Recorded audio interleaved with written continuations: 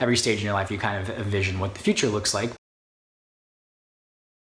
Hey everyone, it's William Glass with the Financial Glass, back again with another update for you. I've got Retire with Freedom, which is a book written by Tad Hill. Most of you have probably never heard of this book, simply because it was just released and it is written by a local Birmingham, Alabama financial advisor.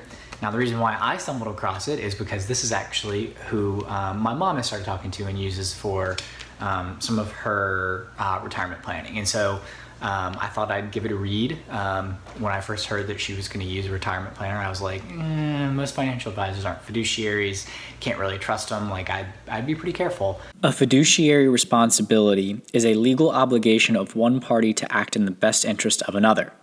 The obligated party is typically a fiduciary, that is, someone entrusted with the care of money or property. And reading this book, I feel a lot better. He addresses a lot of those same issues.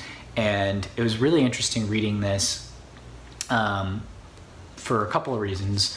One, I'm not really thinking about retirement at this point. I mean, not seriously thinking about it. I think at, every stage in your life you kind of envision what the future looks like, but not retirement, so to speak. So this was really enlightening to think about what that mindset will be and how you'll be thinking and feeling during that time. And some of the real issues that arise, because when you get to that point in your life, you really are running out of time, right? If you get towards the end of your life and you are probably past your prime earning years. So it's really interesting to think about that, especially because some of the reasons and decisions making to even for me to leave my regular 9-to-5 job and very cozy, by every couple weeks getting a nice paycheck, is thinking about income, how you're going to be earning and what you're going to be doing. And the mindset from what I had to do is there's some similarities, but it was very different in the fact that I'm leaving this to go pursue entrepreneurial endeavors versus leaving the working world pretty much full time and living on what you've earned.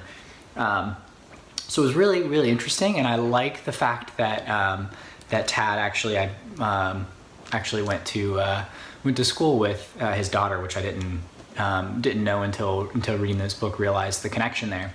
But anyway, learned a lot about the planning process, and his background is in IT, which is also my background. So there's a lot of process and procedure that's necessary to continually push out code and continue to work in technology. Process procedure is really important. And he talks about how that's really lacking a lot in the financial world, and pretty much we hand over our portfolio to a broker and say, okay, like figure out what investments I need. But retirement planning is much more than just investments when it comes to needing to understand taxes and insurance and income and all these other different nuances that just a regular financial advisor or broker may not understand.